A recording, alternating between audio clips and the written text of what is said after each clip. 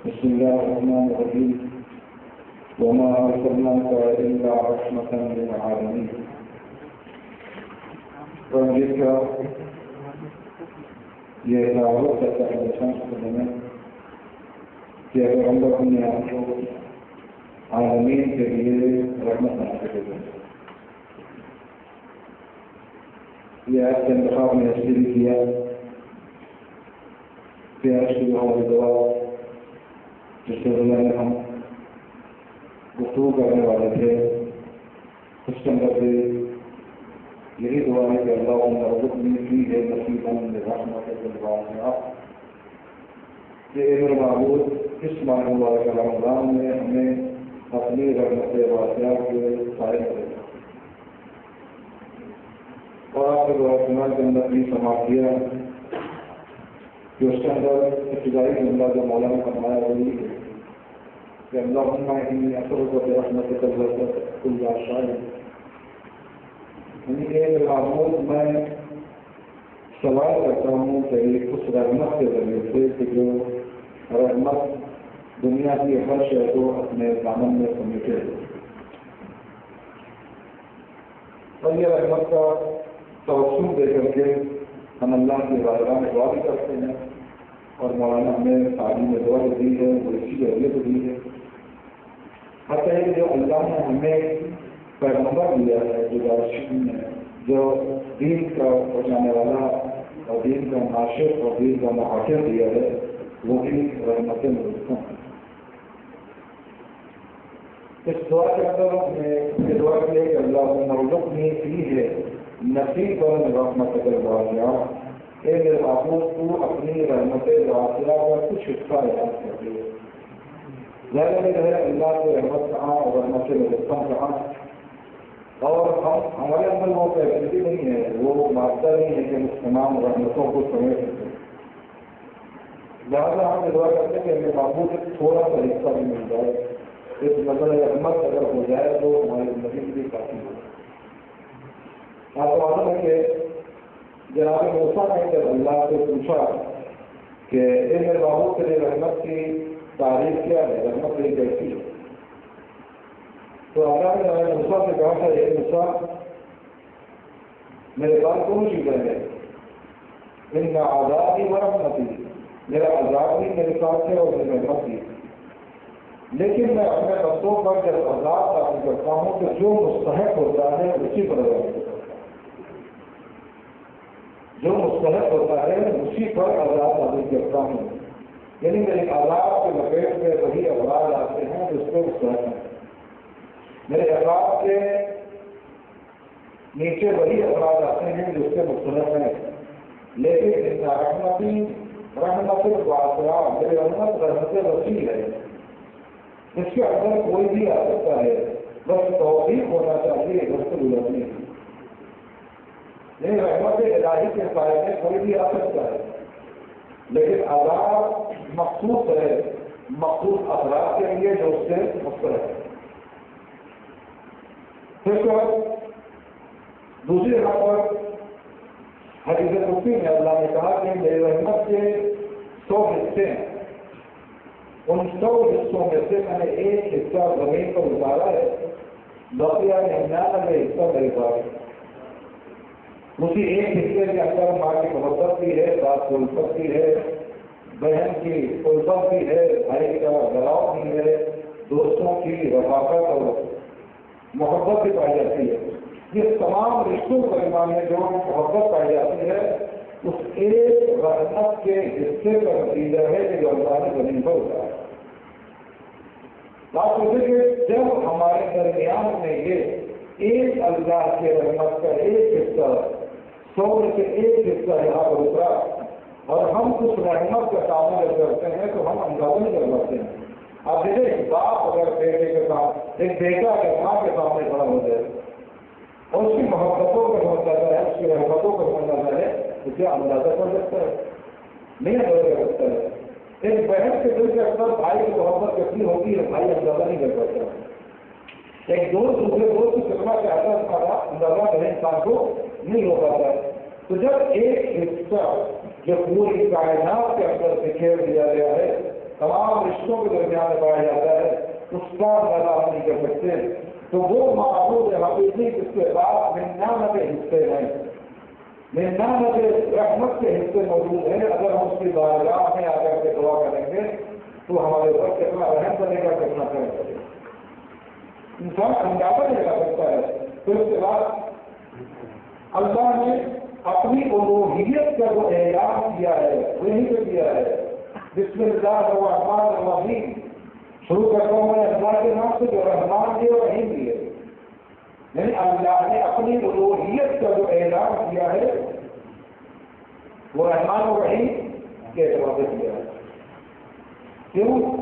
کیونکہ دنیاوی جو خدا ہیں جنہوں نے خدا کی دعوت کیا انہوں نے اپنے جو الوہیت کا اعلان کیا ہے انہوں نے ہمیشہ غضب کے وجہ سے ظاہر کیا اپنی الوہیت. لیکن اللہ نے رحمان اور رحیم کے لفظ کے ذریعے سے اپنی الوہیت کا اعلان کیا ہے کہ میں رحمان ہوں اور میں رحیم ہوں.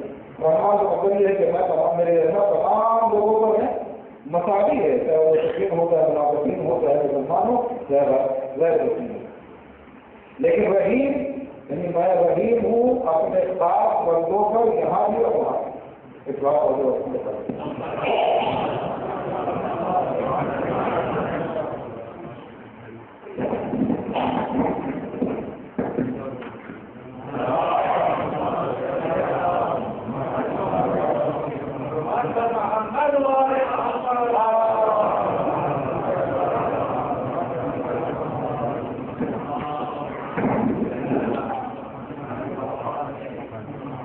تو میری رحمت عمومی بھی ہے اور میری رحمت خصوصی بھی ہے. لیکن آپ دیکھیں کہ دنیا کے خدا نے جب اپنی خدائیت کا اپنی الوہیت کا اعلان کیا ہے تو انہوں نے غضب اور جذبات کر دیے. فرعون جب اپنی الوہیت کا اعلان کرتا ہے کہتا ہے انا ربکم الاعلی، میں تمہارا سب سے بڑا پروردگار ہوں کہو، تو آسیہ نے کہا کہ نہیں، تم پروردگار انا ربی، اللہ ہمارا رب تمہارا اللہ ہے.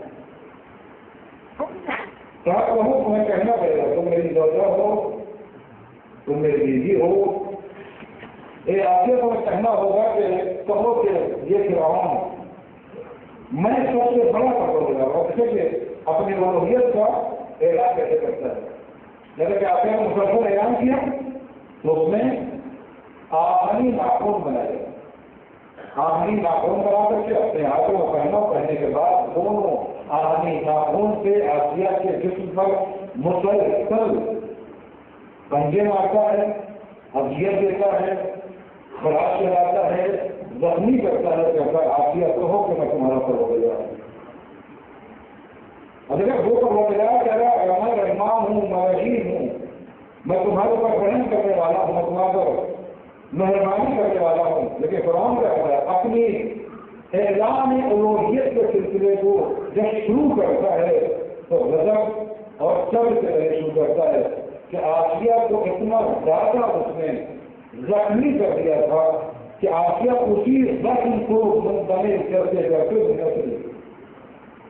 لیکن آخری صاحب کبھی کہتے نہیں کہ فرعون تو خدا نہیں ہے، خدا تو وہ ہے. تو یہ خدا ہے وہ بھی خدا ہے. جیسے دونوں نے اپنے اپنے اعلان سے فرض کیے. اللہ کہتا ہے کہو میں رحمان ہوں، میں رحیم ہوں، اور اپنی مہربانی وہ عام رکھتا ہے. لیکن فرعون نے کیا کیا؟ اگر تم مجھے خدا نہیں کہو گے تو میں تمہیں اذیت دوں. یہ مبتلی کی علامت ہے. یہ گویا اپنے اندر کمزوری کی علامت ہے جو فرعون ظاہر کر رہا تھا.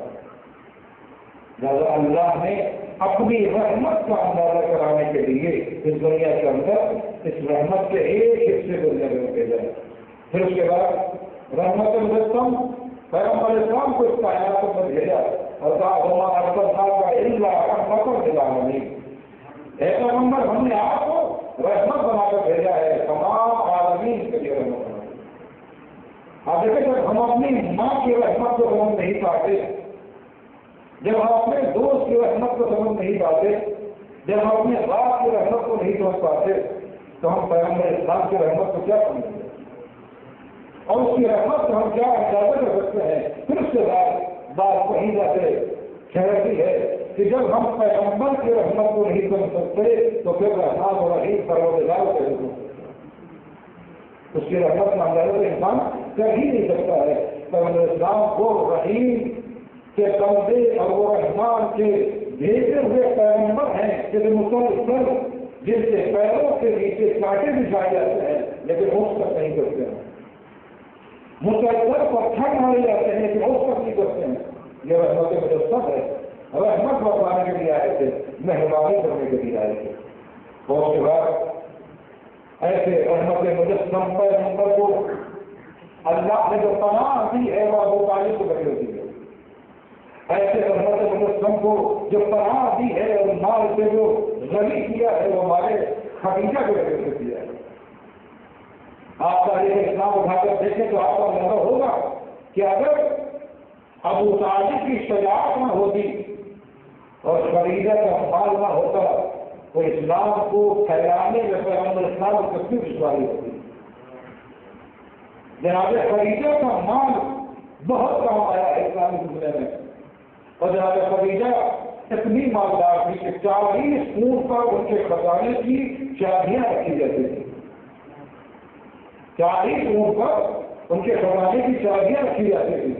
اور جناب خدیجہ ملکۃ العرب تھی، یعنی عرب میں سب سے زیادہ مالدار خاتون تھی، لیکن جناب مجھے فرمائی کیسی ہے؟ پیغمبر اسلام کے ہدایت عرض میں آنے کے بعد سب سے پہلا جو کام کیا ہے جناب خدیجہ نے وہی کیا کہ اپنے سارے مال کو پیغمبر کے قدموں پر رکھ دیا کہ پہلے آپ اسے قبول کریں پھر میری زوجہ سے قبول کریں۔ یہ نہ ہو کہ آپ کے ذہن میں یہ تصور پیدا ہو کہ یہ خدیجہ کا مال نہیں، بلکہ آپ کو یہ خدیجہ کا مال خدیجہ کا مال نہیں ہے بلکہ پیغمبر کا مال ہے، اور پیغمبر اسلام نے اس کو اپنے اعتبار سے خرچ کیا ہے اسلام کے اوپر۔ اس لحاظ سے جناب خدیجہ کا احسان ہے اسلام کے اوپر، اسلام مقروض ہے جناب خدیجہ کا۔ خدیجہ اس خاتون کا نام ہے کہ جس نے مال کے ذریعے سے پیغمبر کو غنی بنایا ہے۔ اس کے علاوہ مکے میں پیغمبر کا چلنا گلیوں کے اندر دودھر ہو گیا تھا، لوگ آپ کو سالے اکثر دیا کرتے تھے۔ اس سالے اکثر کا جواب دیا ہے کہ جناب خدیجہ نے دیا ہے، جناب خدیجہ نے دیا ہے سالے اکثر کا جواب۔ تو مال جو نہیں کیا خدیجہ نے، بیٹی اثر دیا خدیجہ نے۔ یہی وجہ سے اخبار کے پیغمبر کے درمیان میں خود پیغمبر اسلام ہمیشہ مبہوتنا کرتے جمع کری جاتی ہے۔ جنابان زوجہ بھی وہ ایک بیٹی تھی کہ ہم جیسے جوان زوجہ کے ہوتے ہوئے آپ کو یہ ہوتے یاد کرتے ہیں، تو کہا کہ میں اس لیے یاد نہیں کر رہا ہوں کہ میری زوجہ تھی، میں اس لیے یاد کرتا ہوں کہ اس نے اس وقت مجھے ماں لگا کیا جس کے کوئی میرا پرسان حال نہ تھا۔ وہ رائے سے بھائی اس لیے ہے کہ اس نے جواب پانے اکثر دیا ہے، اپنی آغوش میں ایسی سچی کو برباد چڑھایا ہے کہ جسے اللہ نے اپنی زبان میں کہا انا اعطیناک الکوثر، ایک پیغمبر ہم نے آپ کو کوثر ادا کیا ہے۔ اور خدیجہ اس وقت ایمان لے کر کے آئی جب عورتوں میں کوئی ایمان نہ آیا، تو میں اس لیے گریہ کر رہا ہوں، اس خاتون کو یاد کر رہا ہوں۔ اور آپ کو معلوم ہے کہ جب شیخ ابو طالب میں 3 سال مسلسل یہ افراد تھے تو یہی جناب خدیجہ کے رشتہ دار ہی تھے جو ماں خدیجہ کو گدھے کے اوپر رکھ کر کے، خچر کے اوپر رکھ کر کے، اونٹ کے اوپر رکھ کر کے، گھوڑے کے اوپر رکھ کر کے، اور پہلے اجاروں میں اکٹھا کرتے تربیت کرتے تھے کہ ہم یہاں سے تمہیں چھوڑیں گے تو تم سیدھا شیخ رابطے والی کے پاس جانا۔ اس طرح سے تربیت کرنے کا لوگوں کی وجہ تربیت کرنے کے بعد اس کو برباد رکھتے تھے۔ یہ سارا مال خدیجہ شیخ ابو طالب میں جاتا تھا جو حمایت ہوتی تھی اہل بیت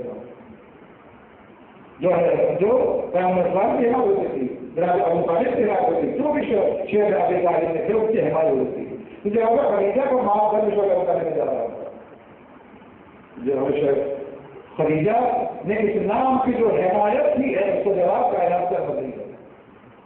نہیں کسی پیغمبر پر احسان کیا ہے، بلکہ دین اسلام کے اوپر احسان کیا ہے، شریعت محمدی کے اوپر احسان کیا ہے کہ جس کا تقریبا خود اللہ کا ہوا ہے۔ جناب خدیجہ نے جو اپنے مال کو تقسیم کیا ہے، جس نے مال کو دیا ہے، آپ دیکھیں روایت اٹھا کر دیکھیں، آپ تاریخ والے لیکن آپ نے پتا ہوگا کہ جناب خدیجہ نے اپنے مخلصانہ انداز سے پیغمبر اسلام کی مدد سے لوگوں کے درمیان میں ایسا مال تقسیم کیا ہے، اس مال کے بارے میں کوئی معلومات لیا ہے تو نہیں دے سکتا، اس اخلاق کے ساتھ کوئی بتا نہیں سکتا کہ فلاں نہ دیا ہے، فلاں کو مالدار نہ دیا ہے، نہیں ایکمن طریقے سے مطابق طریقے سے غربا مساکین کو جیسے جیسے مستحب آئے آپ کو تقسیم کیا ہے۔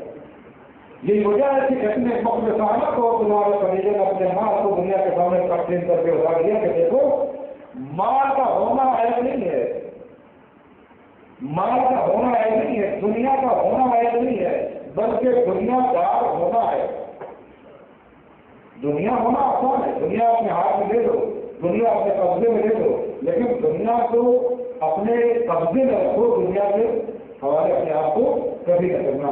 جناب خدیجہ اپنے مال کو تقسیم کر کے ڈالنے میں دیکھو مجھے دین پیارا ہے، مجھے شریعت محمدی پیاری ہے، مجھے اللہ کا نام پیارا ہے، لہٰذا سب سے پہلے میں نے اپنے تمام مال کو پیغمبر کے حوالے کیا ہے تاکہ دین کی نشو و شاعت میں یہ مال خرچ کیا جائے۔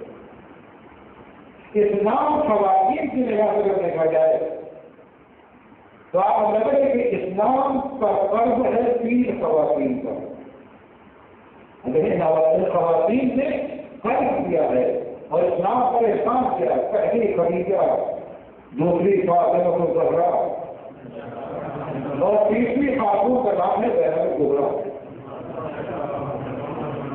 وہی درخت دیکھا جائے تو خدیجہ ہی کی رہتی ہے، فاطمہ الزہرا پھر نام ہے زینب کبریٰ اور پھر درخت بن جاتا ہے۔ ان تینوں خواتین پر احسان ہے اسلام کو اوپر، جو قرض ہے اسلام کو اوپر وہ اسلام کو چھپا نہیں سکتے ہیں۔ جناب خدیجہ نے اپنا مال دیا، مکے میں تبلیغات کی، پیغمبر کی حمایت کی۔ فاطمہ زہرا نے مدینے میں دربار میں جا کے کھڑے ہو کر کے اپنے حق کو ظاہر کیا، اعلان ولایت کیا، اور ولایت کی ولایت کیا ہے، خلافت کیا ہے، اور وحی پیغمبر کیسا ہونا چاہیے تو ہمیں۔ جناب زینب کبریٰ نے بازار کوفہ کے اندر یہ واضح کیا کہ ہم حق پر ہیں یا باطل پر، واضح کیا، اسلام کو واضح کیا۔ یہ 3 خواتین ہیں کہ جنہوں نے اسلام پر احسان کیا، کہ احسان عظیم ہے۔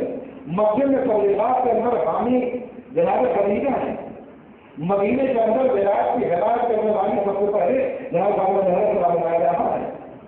اس کے بعد دربار میں، بازار میں، ہر جگہ پر حمایت کرنے والی، مقصد حسینی کو داخل کرنے والی جناب زینب۔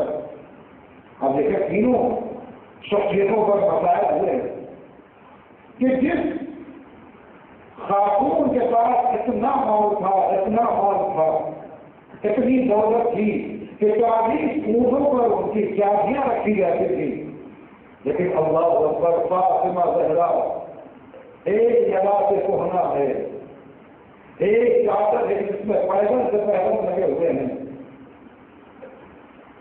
یہی جناب خدیجہ ہے جن کی بیٹی جناب زینب ہے، جو بازار شام و کوفہ میں 1.5 مخمل چادر پلائی جاتی ہے۔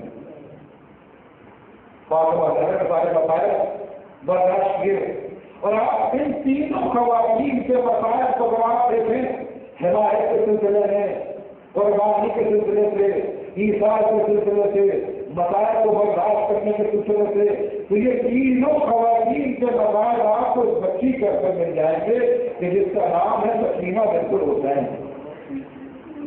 اس کا نام ہے سکینہ بنت الحسین۔ خدیجہ نے مال دیا، خدیجہ نے حمایت کی، خدیجہ نے نصرت کی، فاطمہ زہرا ولایت کو پہچانا، جناب زینب نے پہچانا۔